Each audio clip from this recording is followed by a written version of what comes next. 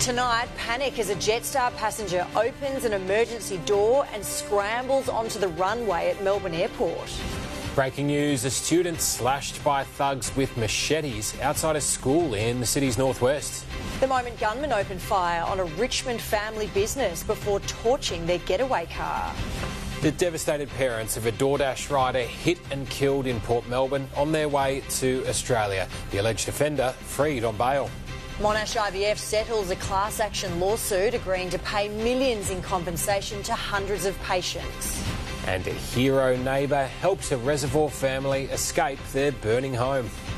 This is Melbourne's 9 News with Alicia Loxley and Tom Steinfort. Good evening. An irate man has ripped an emergency exit door from its hinges and climbed onto the wing of a Jetstar aircraft moments after it landed at Melbourne Airport. Passengers have described their terror as he threw people out of the way to get off the plane. Laura Turner with this report. Irate and resisting arrest. Panic on Jetstar flight JQ507. People were screaming, shrieking. The man pushing passengers out of the way and ripping the emergency exit door off. Is it off? Did he rip it? Just barging his way through and throwing him out the way. Then climbing out onto the wing. I grabbed Audrey's hand and I squeezed it just out of sheer terror. I was like, what are we going to do? Passengers on the Sydney to Melbourne flight terrified. We didn't know if he had a weapon or anything like that because my immediate reaction was that someone had been hurt. The emergency slide deployed, but the man jumped from the wing over the plane's engine. Oh, he was trying to run. His chest was coming, he was trying to get away and he was yelling, he was trying to fight them holding him, saying, hit me, and then you know, you've hurt me. It took 3 ground staff to detain him before he was arrested. Meantime, passengers got off safely, but their luggage was held up for hours.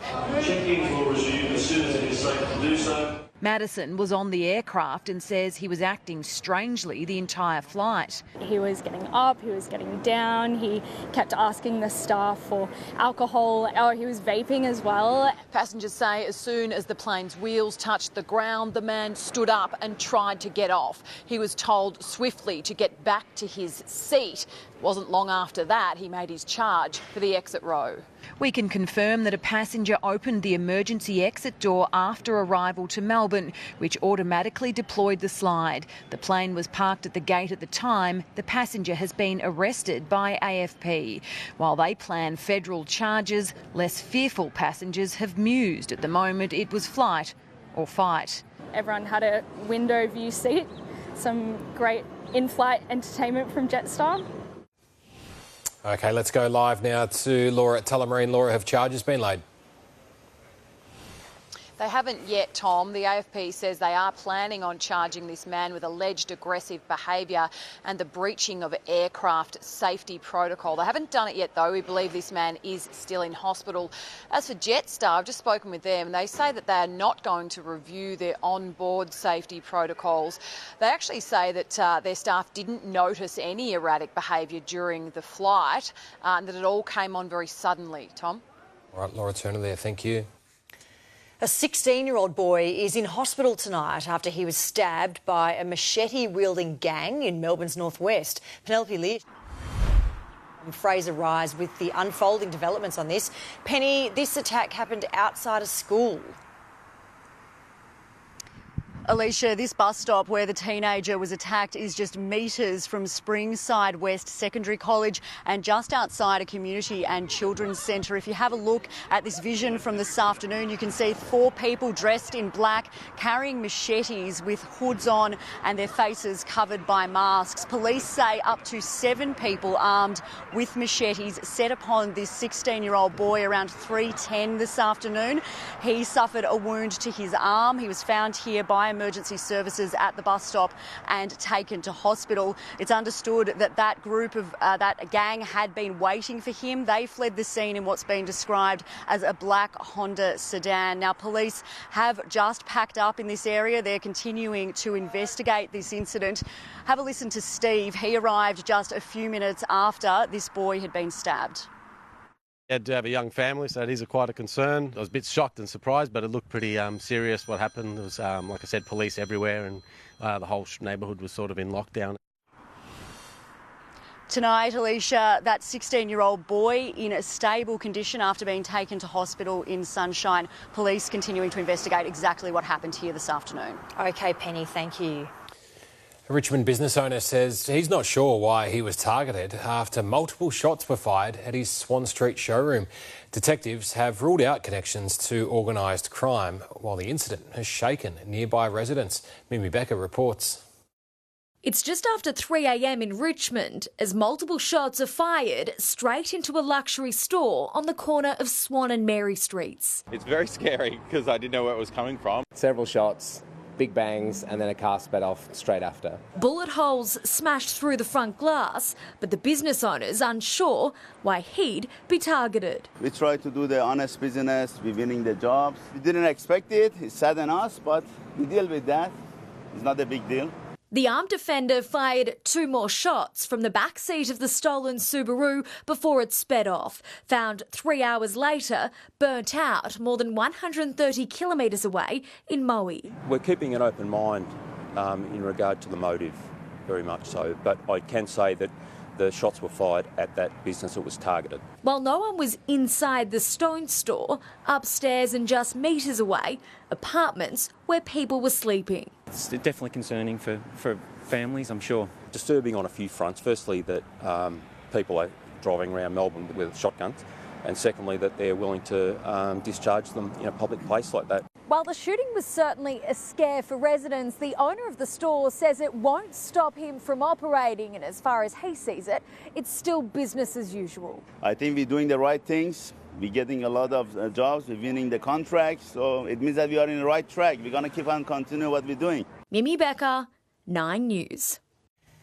The family of the food delivery rider killed in a hit run at Port Melbourne has paid tribute to the adventurous young man. The 32-year-old accused driver, meantime, faced court today, supported by his mum as he was granted bail. Crime reporter Gillian Lantouris. He came to Australia with his girlfriend on a working holiday, but Juan Ignacio will never return home to his family in Chile. Hit and killed while cycling in Port Melbourne, the accused driver didn't stop to help as he lay dying. Terrible. My family is broke with this loss.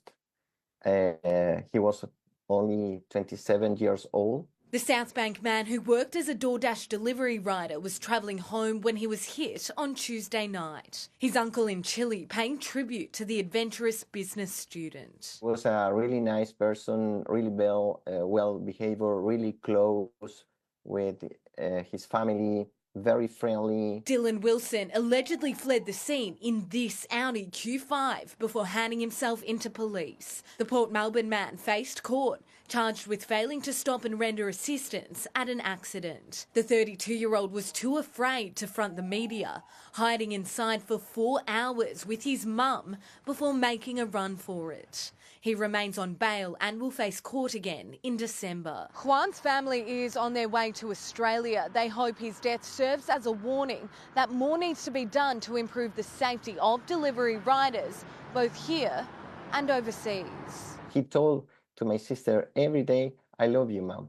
And I guess a very good human being. Gillian Lantouris, 9 News.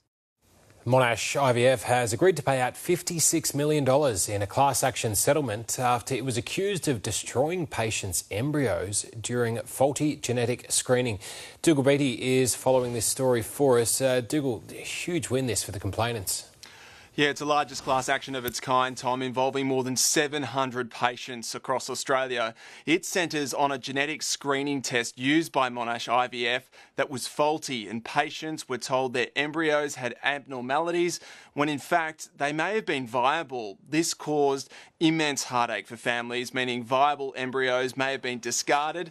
Some patients, like Danielle Bopping, lost that opportunity to ever become a parent. I was very confused. I felt, again, devastated that perhaps I'd missed the opportunity to have that embryo implanted, and that could have perhaps led to a healthy pregnancy. The class action also alleged discarded embryos were used for scientific purposes and also revealed allegations the company deliberately doctored the results of a clinical trial, forged patient signatures and burnt documents. Lawyers for the patients calling it a wake-up call for the IVF industry. It is not okay in the name of scientific innovation to use clients, paying clients and patients as guinea pigs. Monash IVF said in a statement, in reaching an agreement through mediation, Monash IVF Group has made no admission of liability. While we defended the claim, we believe it is in the best interests of our patients and people to resolve the matter rather than going to trial. Tom, it's now up to the Supreme Court to approve the settlement. OK, Dougal, thank you. The Premier is pushing ahead with plans to fast-track taller buildings and higher density living in parts of Melbourne, declaring the city's been growing in an unfair way. But one local council says it's been blindsided. State political reporter Heidi Murphy. Plenty of public transport, a shopping strip and close to the CBD, Burke Road, hot property for the Allen government. There just aren't enough homes here in this Camberwell community to match the great array of transport and services and jobs. And that can't continue. The way Melbourne has grown in an unequal and at times unfair way. There are now 10 key activity centres where the government's hoping to add up to 96,000 extra homes by changing height limits and speeding up approvals. For example, the maximum height along Burke Road would become 12 storeys, while there'd be 3 to 6 storey apartments in nearby streets. The local MP not impressed. The area is already highly congested and there's been no consultation. The council furious. We're incredibly disappointed that this has been released under stealth. They had been consulted, but not about the full extent of the plan. The local community will be horrified to learn that 4,500 homes in leafy Burundara has been caught up in this growth zone. It's frightening. Here in Camberwell, they are expecting to build between 7,500 and 10,000 new homes. In Ringwood, that number is closer to 12,000, while for North Essendon and Preston, they believe there's room for up to 30,000 new apartments. There's no commitment from Premier Jacinta Allen to the infrastructure that's going to be needed if this plan were ever to be realised. The proposals are out for public consultation till the end of next month. I implore the community of Burundara to give their gift of feedback to the state government. Heidi Murphy, 9 News. Oprah almost stole the limelight today, telling Democrats at the National Convention, "We are not going back." The talk show queen revved up the faithful before Tim Walz formally accepted the party's vice presidential nomination. Jonathan Kersley has the latest from Chicago. Stevie Wonder took them to higher ground.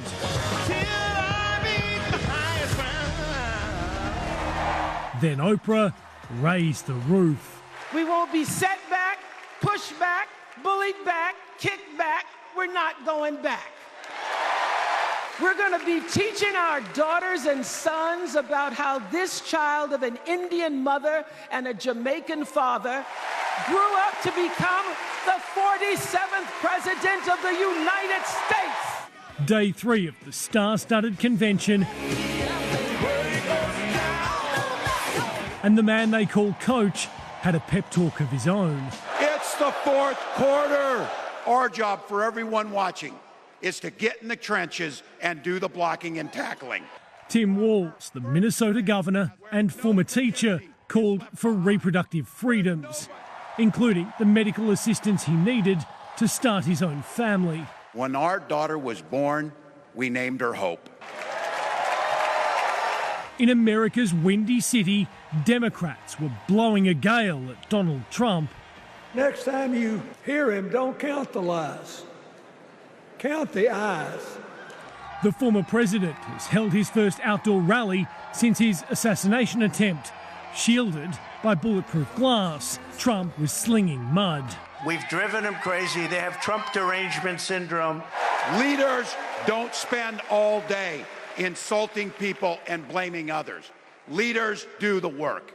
The mood in the Democrats has shifted in recent weeks, and now this man, the high school football coach, the teacher, is at the centre of the campaign to make Kamala Harris the first female president.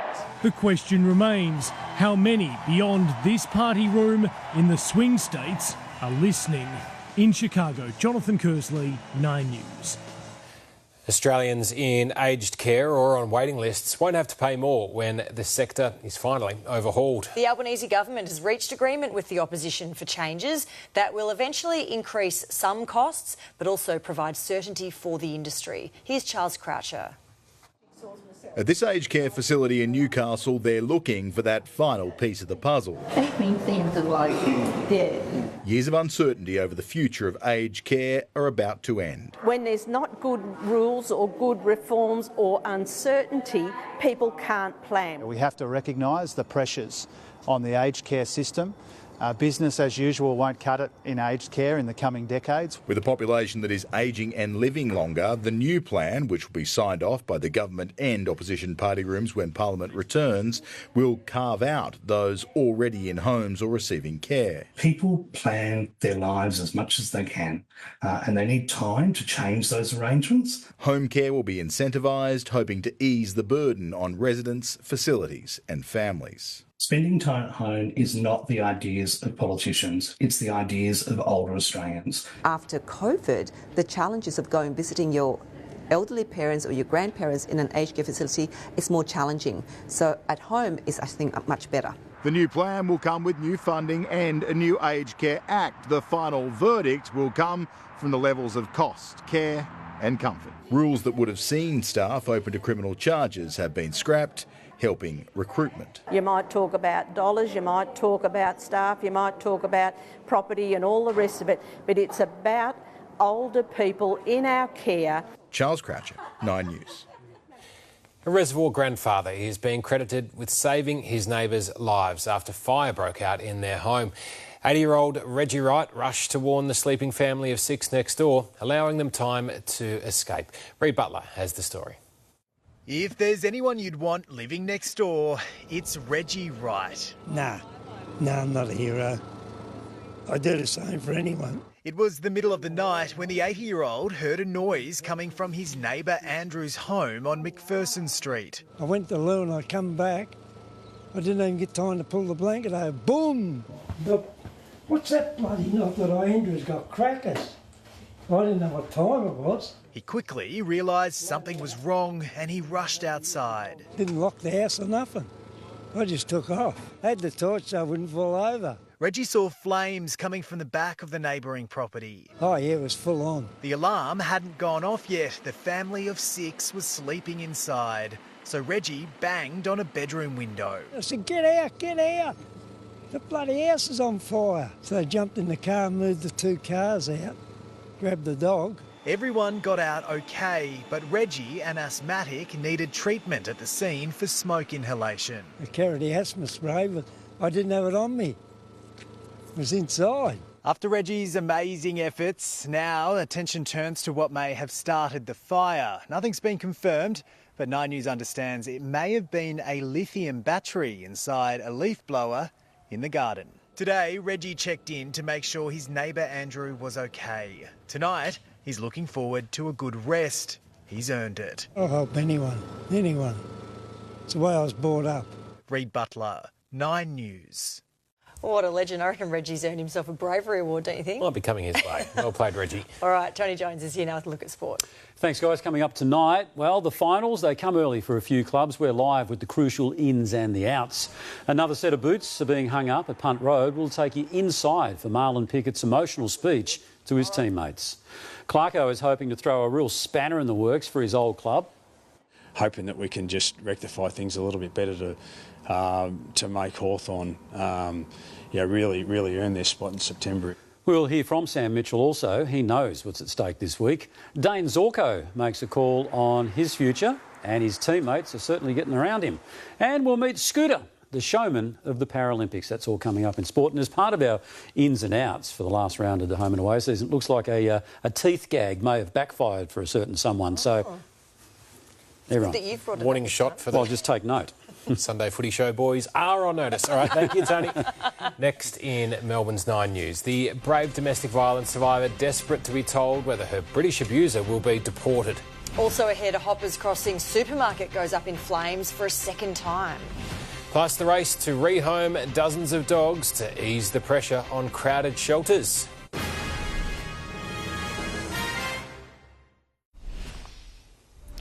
A Middle Eastern grocer in Hoppers Crossing has been targeted by arsonists. Offenders rammed Barakat International Goods on Costas Drive before setting it alight around 5 o'clock this morning. This is the second time in 3 months the shop has been firebombed, with suspected links to Melbourne's tobacco war. A Gippsland woman who survived years of abuse at the hands of her ex-partner says she's in the dark about whether the perpetrator will be deported. As Neri Tai reports, Terry Phillips is due for release in early October, but his victims are already living in fear. She survived one of the most horrific chapters of her life, but Nadine Ham says it's not over yet. You've got to live in fear. Even my kids are getting a bit anxious. Travelling from Gippsland to the Melbourne Magistrates Court, the mother of 4 was hoping for answers as to whether her ex-partner will be deported. While he was actually locked up for 9 months, you know, I could live and relax, but now it's leading up to it. I'm getting the anxiety and nightmares again. Terry Phillips is due for release in October after serving 9 months and 21 days for unleashing a reign of terror on Nadine, her young children and another ex-girlfriend. Nadine was assaulted when she was heavily pregnant with their son, stalked and threatened. 9 News understands the British national does fit the criteria to be booted out of the country, but due to privacy reasons, victims aren't told if and when it will happen. I've tried every avenue. Everything's just a secret. Phillips was listed for an enforcement hearing today where more than $1,000 in unpaid fines was converted to prison time, some of those infringements dating back to 2005. Meaning he won't have to pay 2 fines for driving while suspended in Pakenham and failing to park properly in Epping because of time already served. The system's just a failure, and then for him to be able to, you know, have his debts waived because he's been in prison for something else rather than a further sentence for these. While the past is catching up with Phillips, Nadine just hopes he won't be in the country in the future. Be a dream come true, yeah. So you can live your life and, you know, relax, not have to look over your shoulder and fear that you might bump into them. Neri Tai, 9 News. 5 bodies have now been recovered from the wreckage of a super yacht after it went down off the coast of Sicily in a storm earlier this week. Reports today British billionaire Mike Lynch is among the dead, but his daughter is still missing. Search efforts continue for the 6th passenger, and Italian officials are yet to formally identify any remains. A 30-year-old Australian man has been medically evacuated home from Bali after suffering serious injuries in a scooter mishap in Seminyak.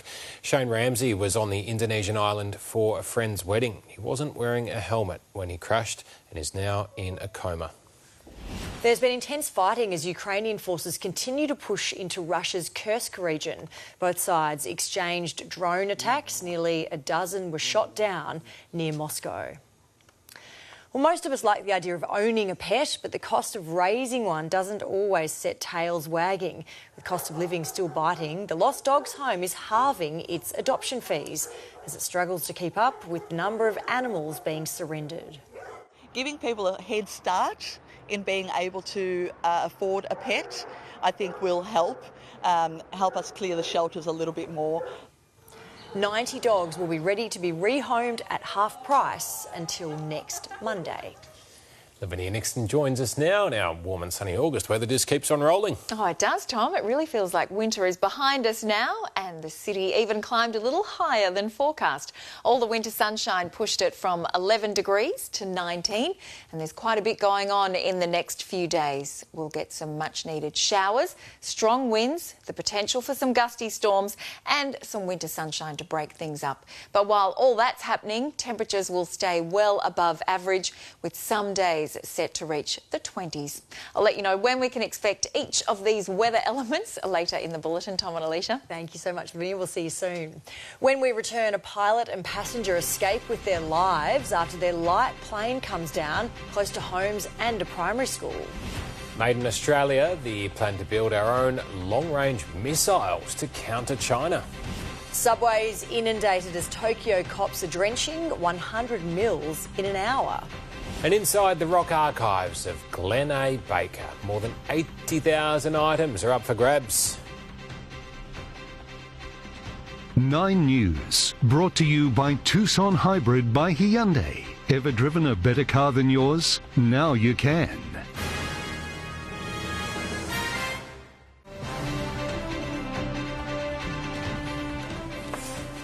A light plane has crashed on a sports field close to homes and a school in Sydney's west. It's understood the pilot struck trouble just after takeoff, raising the alarm with the air traffic control tower. He and a passenger were assessed at the scene but didn't need hospital treatment. Australia will start building long-range missiles to arm its warships and stealth fighters. The government's committed $850 million to improve the nation's power of deterrence in a region of rising tensions. National Affairs Editor Andrew Probyn. North of Australia, in the South China Sea, another dangerous confrontation between Philippine and Chinese vessels. At least 2 Coast Guard boats damaged as China's regional neighbours contest Beijing's vast territorial claim over the resource-rich waters. Why does the Philippines have the guts to frequently provoke China? Asks a Chinese military expert. Against a backdrop of China's military build-up, Australia's arming up.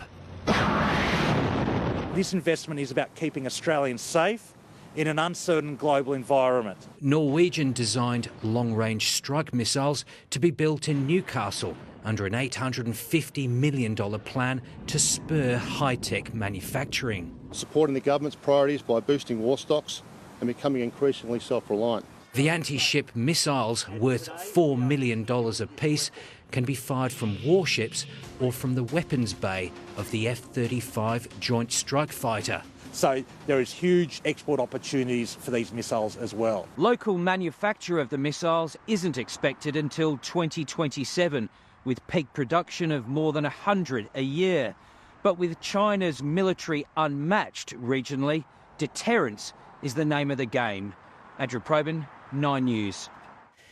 Airline performance will get worse and airfares will rise. That's the consumer watchdog's worry now that Bonza and Rex have gone bust. An ACCC report shows airfares were dropping and on-time performance was improving, but now the industry is expected to take a backward step.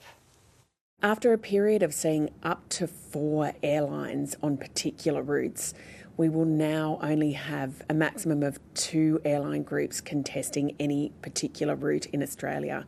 That is cause for concern for us, and we will continue to watch the industry very closely.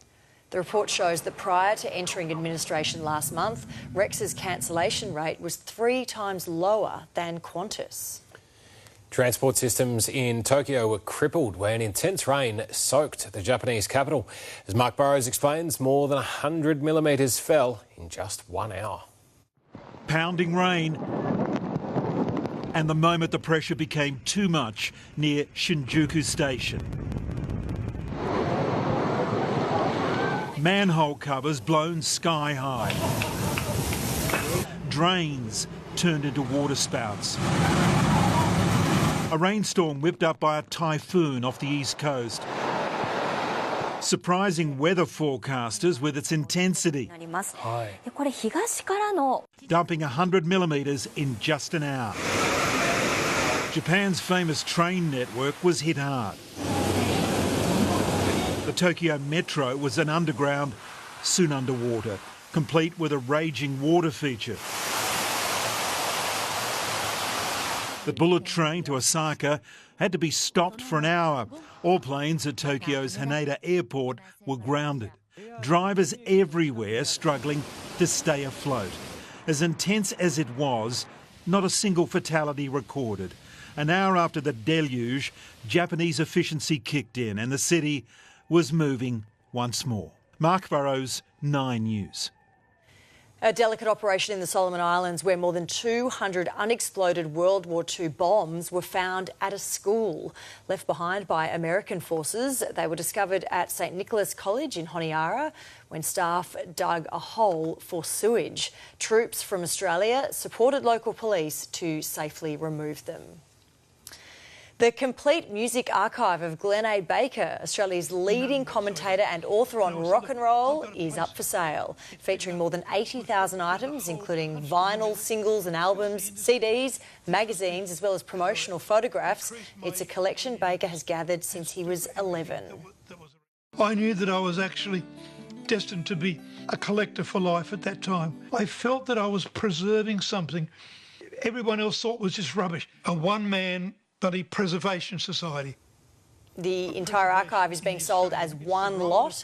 The auction ends Friday week. All right, still ahead in the news. The free online test promising to change the way dementia is diagnosed. Exclusive details next. NAB customers offline, the bank rushing to fix a big tech outage. And solving the spider crab mystery. The divers investigating why thousands gather in Port Phillip Bay each year.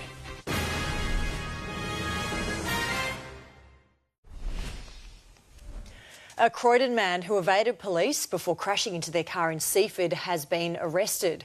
Officers tracked the 27-year-old to Pakenham, where they found him with a stolen caravan and Toyota Land Cruiser.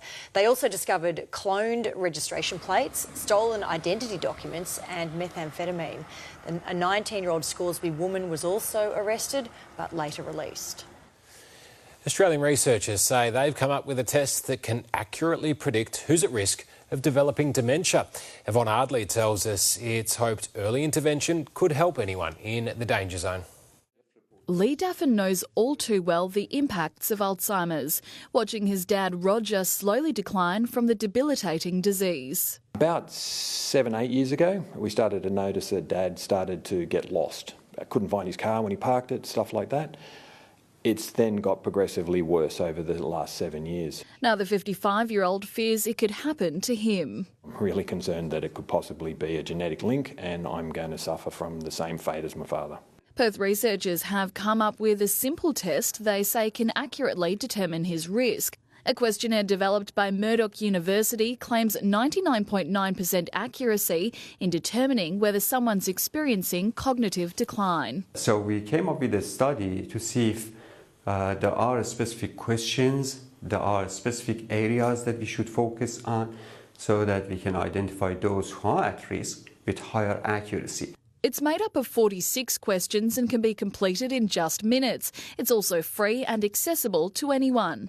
The accuracy tested over 10 years of research with 520 study participants. It includes questions about your memory, about your ability to pay attention, about your decision making, about changing your language skills and so on.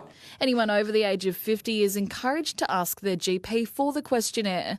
It's hoped that early detection can help with better interventions like a healthier lifestyle, improved exercise, even starting those at risk on emerging treatments. Researchers are now awaiting TGA approval for a new revolutionary Alzheimer's drug to be allowed into Australia. They say the results of this questionnaire could help pave the way for preventative treatment like that to be prescribed. Pretty much we believe that everybody could be at risk. Unfortunately, Alzheimer's does not discriminate. If we can prevent it, that's the best thing we can because it is such a devastating disease. Yvonne Ardley, 9 News. NAB has been struck by a tech outage affecting its internet, mobile and desktop banking. The company has told customers via social media that it's aware of the issues and is working to resolve them. Another solid day for the ASX as it continues its good run. Finance editor Chris Kohler has the details. This is now a historic winning streak for our share market. Today makes 10 positive days in a row, and we haven't seen anything like that since 2015. It comes after a collapse earlier in the month, but all of those concerns about recessions and global instability seem to have been shaken off for now. Today, modest gains for the miners and supermarkets helped push the index higher, but Collins Foods had a shocking day. It runs KFC restaurants and it issued a profit warning today because it says costs are up and consumers are cautious. On the other end of the scale, WiseTech shares jumped, so much so that founder Richard White is now worth $1 billion more tonight than he was this morning. The Aussie dollar remains relatively strong, buying 67 US cents, 60.5 euro cents and 51.5 British pence. Well, for years, scientists and divers have been fascinated by a unique event around Port Phillip Bay, a yearly gathering of tens of thousands of spider crabs. As Penelope Leash reports, researchers need our help to unravel the secret lives of the giant crustaceans. 600 metres off Rosebud, a phenomenon only seen off our coastline. Giant spider crabs coming together to shed their exoskeletons. At that time, they're soft and they're vulnerable to predators, so we think that's the reason why they come together in such big numbers. Where they go next, scientists aren't quite sure. They may live in deeper water around the bay or come all the way from Bass Strait. That would imply that there's something very special about the bay. We don't really know what it is yet. Funding to study the species has been limited. In 2022, Deakin University began a research project counting 30 to 50,000 crabs off the Bellarine Peninsula during their annual winter gathering. But the rest of their lives remain relatively secret, with researchers relying on citizen scientists. People that are on boats out exploring the bay can tell us what they see. In June, photographer Alex Koppel captured the crabs off the Mornington Peninsula after being invited to see them with a group of freedivers. It was really impressive to witness, actually, because the colours come out the closer you get to them, but it was just incredible to swim above them. When the crabs gather, it's often a closely guarded secret to ensure they're protected. While the crabs aren't expected to gather back in the bay until next winter, no one knows where or when they could turn up. So if you happen to see some, scientists want your help. We've had sightings in Tasmania, we've had sightings in South Australia, and it seems like, the common factor with all these sightings is that they tend to happen in shallow embayments. Penelope Leash, 9 News. Amazing. All right, sport is next with Tony Jones. Thanks, Alicia. Coming up tonight, what can I tell you? I don't know, because there's nothing written on the auto cue. Anyway, let's take a stab and say the teams are coming through. Here's Nat Unides. Tony, a couple of big-name Blues are back to face the St Kilda this weekend, plus a shock selection at the Western Bulldogs. I'll have all that coming up after the break. Going beautifully. Also, an emotional farewell from the Tiger, who debuted with the premiership. And Scooter's relaxed build-up to a tilted Paragold.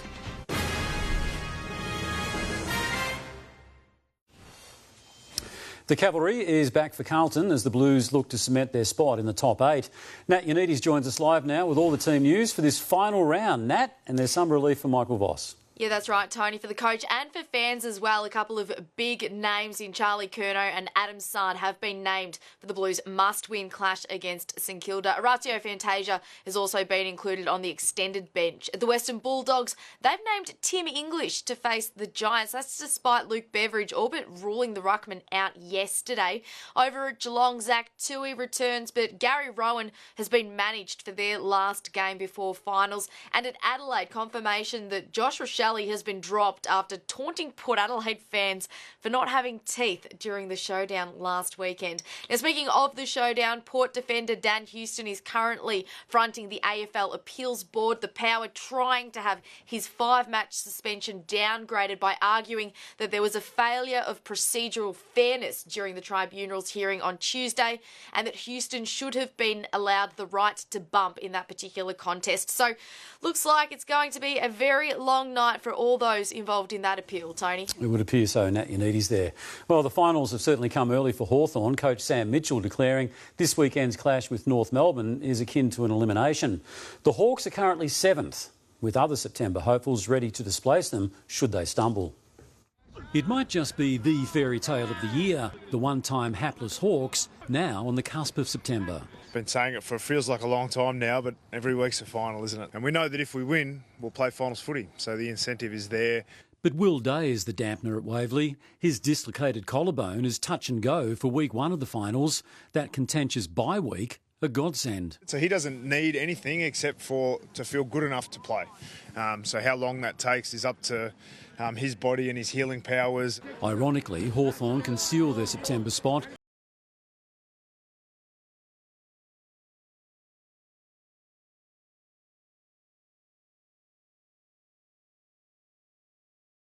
Hoping that we can just rectify things a little bit better to make Hawthorn really earn their spot in September. If North was to avoid the wooden spoon, that unwanted honour would go to Richmond. And the exodus at Punt Road continues, with Marlon Pickett the latest to pull the pin. Pickett is one of football's more remarkable stories. In 2019, he celebrated a VFL and AFL premiership in the space of a week. The latter was his senior debut. My journey's finally come to an end. Who would have thought I'd played 90 games with an incredible bunch of boys? The focus is still very much on retaining Shea Bolton and Dan Rioli. Both are in the midst of trade speculation. Right now he's a contracted player and a really important player for us, so I'll keep saying that, and same with Daniel. Until anything changes, we expect them to be required players. With ongoing talk of Rioli heading to the Gold Coast, the Tigers tackled the Suns on Saturday. A pre-finals boost for Lions veteran Dane Zorko signing on for another year. Having debuted with the club in 2012, Zorko can now focus fully on avenging last year's grand final heartbreak. And that window, he says, is far from closed. Given where this club's at and the position we're in at the moment, I certainly don't want to be missing out. I feel like I've done a hell of a lot of the heavy lifting, so hopefully, if it's not this year, we can have another tilt at it next year and I can be a part of it. The Lions will round off their home and away season on Saturday night against the Bombers.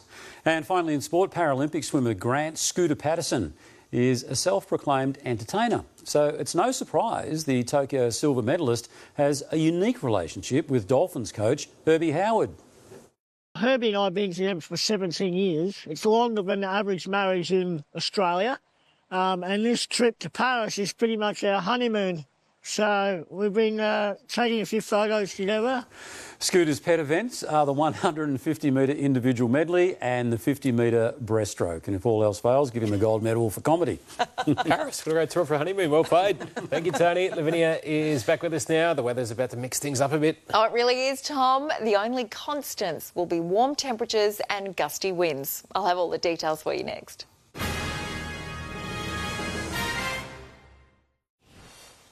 Hello again. Melbourne has been under blue skies again, and that pushed the city 4 degrees above average with a top of 19. Showers cleared out through eastern parts of the state this morning, so there's been dry skies since 9 a.m. It climbed into the low 20s in the Mallee. Elsewhere, mostly the high teens. Tomorrow, northerly winds will pick up as a band of showers moves in from the west. They'll travel across the state overnight into Saturday, but they'll clear by dawn to leave us with sunny skies and the nicest day of the weekend. Saturday would be the perfect time to visit the Healesville Sanctuary for their annual Wine and Wildlife event. More than 20 local wineries, breweries and distilleries set up cellar doors, along with the best of Yarra Valley food. Enjoy it walking along the beautiful nature trail, visiting the native animals. And right now, there are some new babies to see, including an adorable koala Joey. And that glass of wine will taste even better knowing that proceeds contribute to the life-saving rehabilitation work at the Sanctuary's Animal Hospital. Elsewhere around the country tomorrow, it'll be warm in Brisbane again, 26, 22 in Sydney. Early showers clearing Hobart for a top of 16 degrees. It'll be cooler across Victoria tonight, but daytime temperatures will be even higher than today. In Gippsland, Orbost and Sale should reach 20 degrees, but it will become quite windy ahead of some approaching showers. They'll move into western districts in the afternoon, reaching central and then eastern districts after dark. Not a lot though, generally 2 to 5 millimetres. It'll drop to single figures around Melbourne tonight. Then tomorrow, most suburbs should reach 19 or 20 degrees. It will become windy in the afternoon before showers arrive around 6 p.m. Winds will increase overnight as the showers continue, with falls of around 5 millimetres. For Geelong, a low of 7 and a top of 20. The city's heading down to 9 degrees and it should reach 19. The showers should clear by dawn on Saturday, leaving us with a warm, sunny but windy day, 22 degrees. 23 on Sunday with showers and possible possible gusty storms. 18 on Monday with showers clearing. Windy again on Tuesday, but dry, 19. 17 on Wednesday and Thursday with light showers both days. Tonight, a low of 9, then a mostly cloudy day with a top of 19. Then winds will pick up before showers arrive around 6 p.m. And a weekend in the 20s awaits. That's exciting. It's very exciting, Livinia. Thank you. And that is 9 News this Thursday. Ali is up next with the current affair. We hope you have a great evening. For now, though, it's good night.